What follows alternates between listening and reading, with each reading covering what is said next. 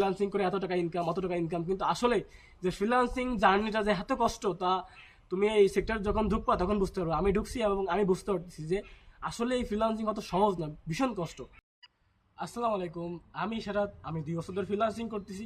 তো আমার এই 2 বছর কেরিয়ারে কিন্তু আমি অনেক কিছু বুঝতে পারছি।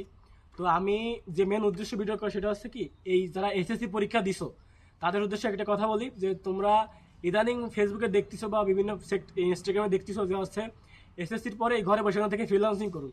তো আমি তাদেরকে বলবো, তোমরা যে কোনো আইটি সেক্টরে ভর্তি হয়েও না। অনেক আইটি সেক্টর বেরোচ্ছে এবং অনেক ভাই সে ভাই, এ বুন্ডি সে বুন্ডি বেরোচ্ছে। তো তাদের নাম আমি নাই বলি, নাম বললে হয়তো বা আমার চাকরি থাকবে না, তারপরে আর কি বলতেছি আমি। তো তোমাদের উদ্দেশ্য করে একটা কথা বলি, তোমরা যে কোনো জায়গা থেকে ফ্রিল্যান্সিং করো না, বা যে কোনো ভিডিও থেকে দেখছো যে ফ্রিল্যান্সিং করে এত টাকা ইনকাম, অত টাকা ইনকাম, কিন্তু আসলে যে ফ্রিল্যান্সিং জার্নিটা যে এত কষ্ট, তা তুমি এই সেক্টর যখন ঢুকবা তখন বুঝতে পারবে। আমি ঢুকছি এবং আমি বুঝতে পারতেছি যে আসলে এই ফ্রিল্যান্সিং অত সহজ না, ভীষণ কষ্ট। ফ্রিল্যান্সিং রাতে পর রাত জাগতে হয়, তো ভিডিও বেশি বড় হয়ে যাবে।